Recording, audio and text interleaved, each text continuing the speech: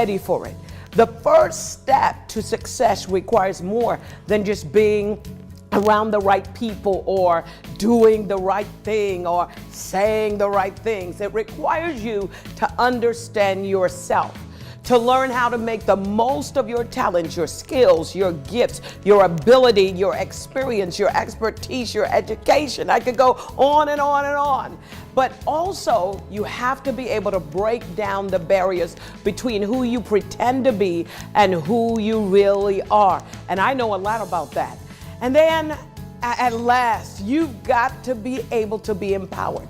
So today, I'm going to empower you to discover your strengths, to recognize some of the areas in your life that need a little changing, and to get excited about what your future holds. It's all about what you know, and it's going to happen right here on this program. I'm going to give you the tools you need to move forward, to compete with yourself and win. Get used to that statement, because you are the original. And as the original, you have no competition with who you are. So you might as well compete with your best self and win. So let's get started.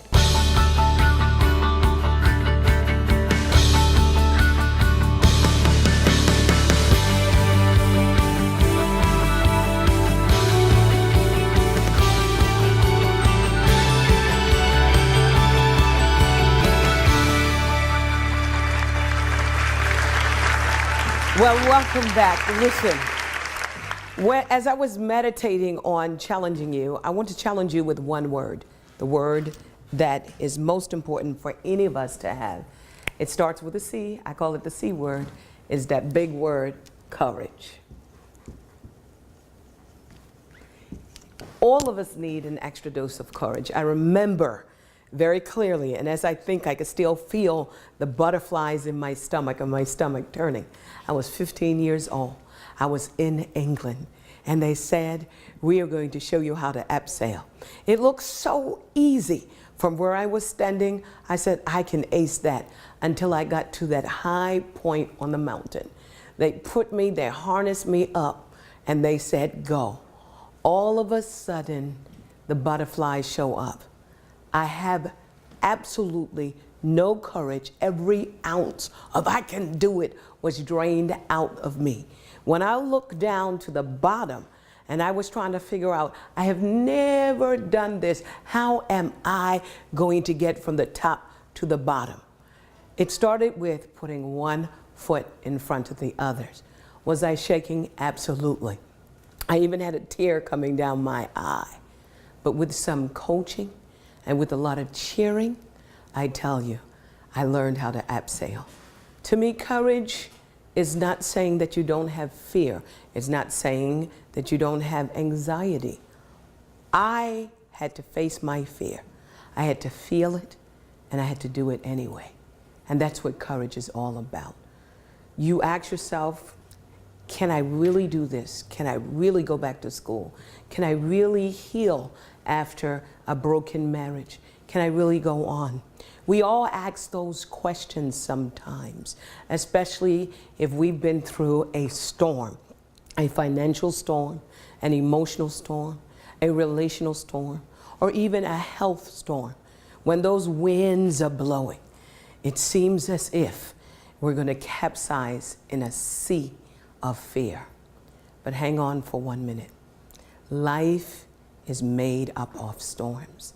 And I've learned from sailing that it all depends on how you adjust your sails. To me, riding through the storms, getting courage, starts right here and right here. Healing starts from within, never from without. And if we can learn through what I call the core four, our life empowerment system, it's starting at the core of who you are. It's starting at the core of your emotions, the core of your feelings. And it's connecting your sails to that wind. There is no sailboat that can sail without the blowing of winds.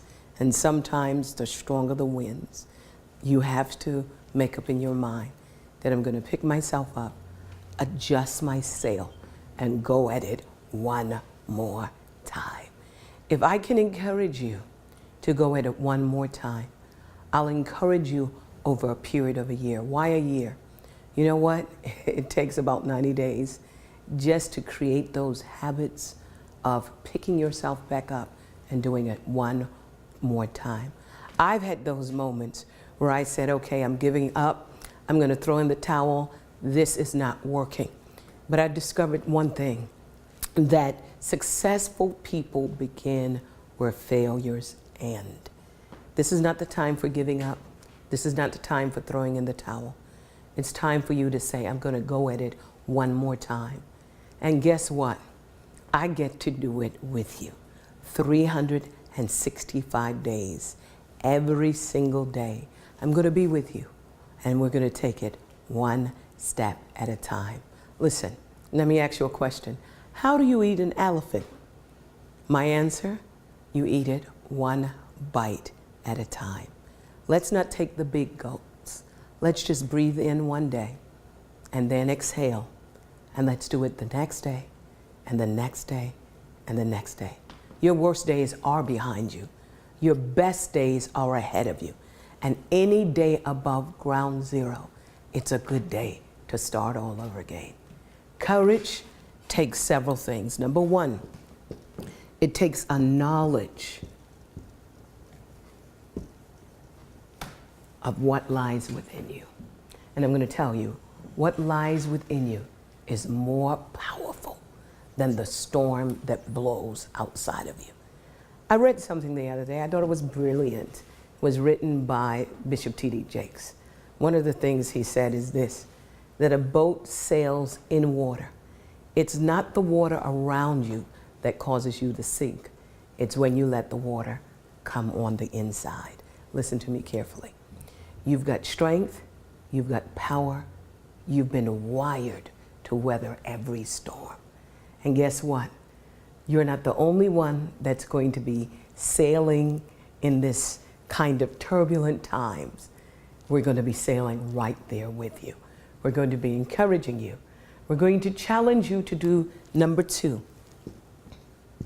Not only have knowledge of who you are, but to dare to begin the healing. So many people go through life just stuffing pain into a garbage bag. They just stuff it. And they believe that if they stuff it in a garbage bag, they're never going to see it again. But I've discovered from traveling from country to country, from the Netherlands to Africa to India, we all hurt. We all get disappointed. People betray us all the time. But let me tell you, this is the stuff that life is made up of. You're stronger than that. You're bigger than that. When I've told my story for pity, guess what? I sink deeper and deeper into the problem. But I've learned to tell my story for principles, because therein lies the secret to prosperity and progress. If you tell your story long enough, sometimes you become your story. So let's change and let's go to the next part of our challenge today. Not only to have courage to heal, but find a solution that works. This is what I want to challenge you with throughout this segment. Stay tuned.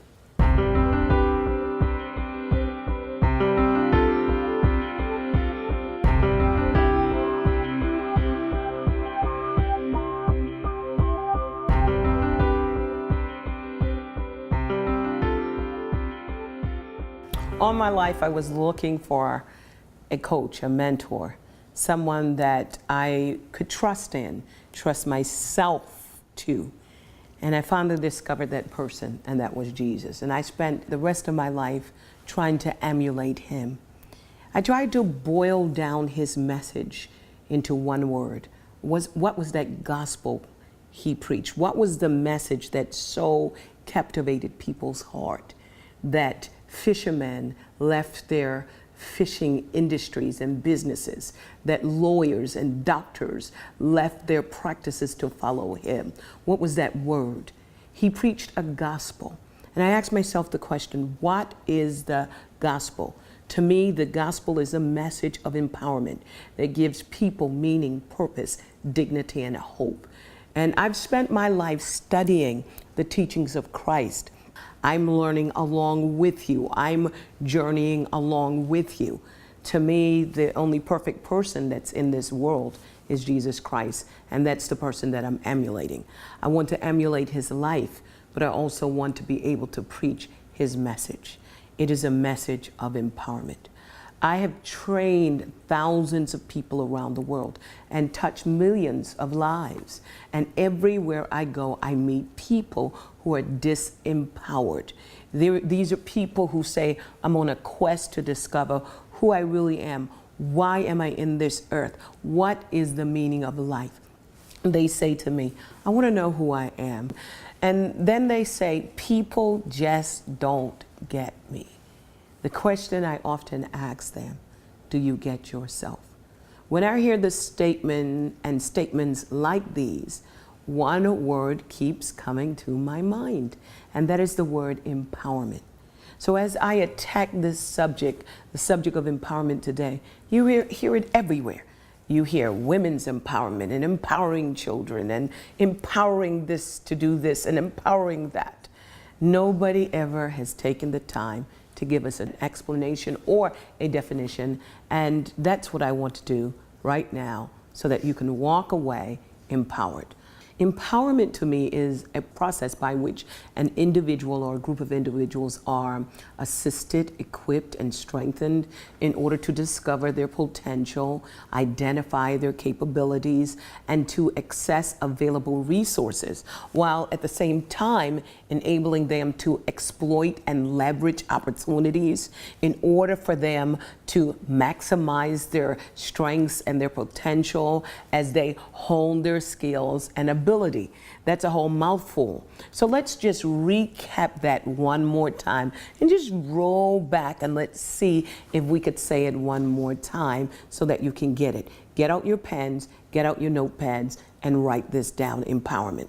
Empowerment is a process. A process doesn't just start and finish at the same moment. It means that it stretches over a period of time. So it's a process by which people, individuals, or a group of individuals are assisted, are equipped, and are strengthened. These are three very important words. When someone says that I'm empowering you, you got to ask yourself this question. Have they assisted me, or how have they assisted me? Or if they talk about a program that is empowering, you ask yourself the question, will it assist me? Will it equip me? Will it strengthen me? But you have to be assisted for something and equipped for something and strengthened for something. So let's just drill down a little bit more.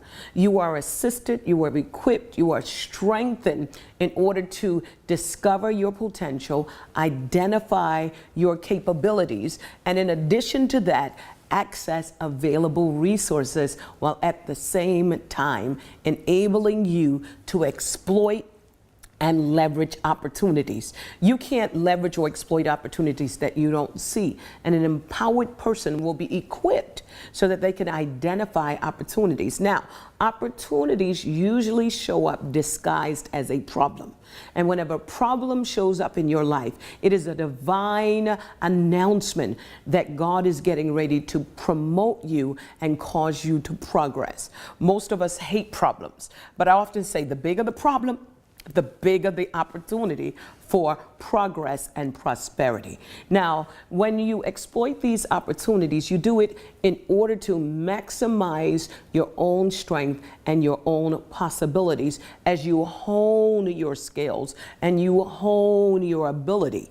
Now, this happens at a very high level so that you can advance to new levels, so that you can fulfill a goal, a vision, a dream, an aim, an objective, or a purpose. All of us have dreams. All of us have goals. All of us have aims. All of us have objectives. And all of us have purpose. And so when we talk about the message of empowerment, it is important, if you are going to fulfill your purpose and maximize your potential, it starts with the process of empowerment.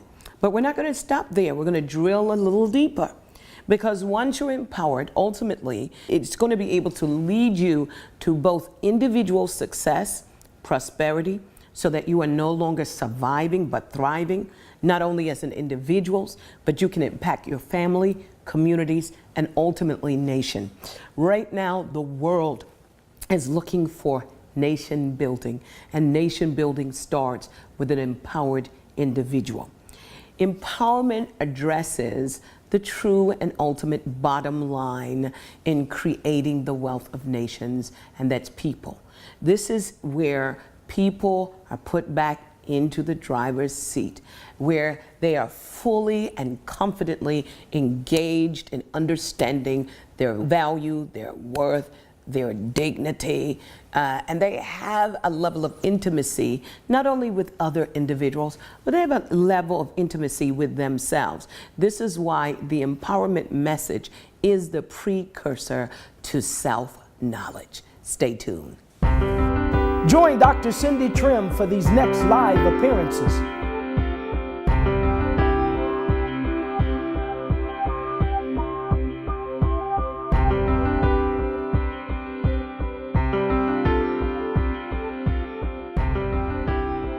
Welcome back. We were talking about empowerment. Empowerment is one of those words that are thrown around, but empowerment is very, very important, especially today, because empowerment starts with self-knowledge. It's about learning to live authentically, being true to who you are. Rather than living outside in, you begin to live inside out. You cannot live authentically if you don't know who you are. And empowerment helps you to find that core of you. Empowerment helps you to discover and to connect and to embrace with your authentic self. We have given so much away to so many people. I think we know more about what people want from us than what we want from ourselves. If I ask you, who are you going to say, I am a doctor, I am a lawyer, I am a mother, I am a husband? No, those are the roles that you play. That's the title that you wear. And in some instances, that's the mask that you wear as well. So empowerment helps you. It helps you with knowing who you are, self-expression, living a healthy life. We don't want to be stagnated in anything that we're doing. We go from faith to faith, grace to grace. Every day of our lives, we should be discovering something bigger and better about who we are. We live in a global village, a global community, and there are so many people that need your gifts, that need your talents, that need your uniqueness, and you should put this on display. There's a scripture in the Bible that says, let your light so shine before men. When you put a lid on your life by dumbing down or by refusing to engage in a process that helps you to discover who you really are and your true value, then you put a lid on the progress of humanity. We need your gifts. We need your talents. Finding out who you are simply means that you're going to embrace the fact that you have something to give as well in this world. When you're empowered, you begin to focus on the possibilities that lie ahead of you rather than the disaster that lies behind you. You begin to feel more alive. You will begin to feel competent so that you can overcome life's challenges. And trust me, there's a whole lot of challenges. Many of us are facing challenges now, including me. And when you're empowered and when you are fully engaged in the process of knowing who you are and embracing who you are, it gives you the ability to overcome those life challenges. It's going to help you to become the person that God ordained you to be, so that you no longer feel victimized. You will no longer allow people to marginalize you. When you know who you are, It will eliminate helplessness and addiction and those self-destructive behaviors. It will help us to overcome those social injustices and abuse. And boy, are they just prevalent today. Self-knowledge is important. When you know who you are, you will be empowered to pursue your dreams, to maximize your potential, to go after that vision, that goal that you put in the background. When you know who you are, people will never be able to make you feel inferior. In fact, there was someone that once said, no one can make you feel inferior without your consent. When you are empowered and when you know who you are, you can overcome prejudices. You can overcome social and cultural restrictions. It all starts with that one word, empowerment. One of the things I found out is that a disempowered person just waits for others to solve their problem. But an empowered person will get up, they will get the courage, they would put their hand to the plow, and they would go out searching for solutions and answers. They don't wait for someone else to do what they are equipped to do themselves. They are able to empower their family, and they're able to empower the society. Could things be the way they are because you are the way you are? And what one thing can you change that can change everything? You could change the way you think about yourself, the way you feel about yourself. You can change this world by doing one thing, changing yourself.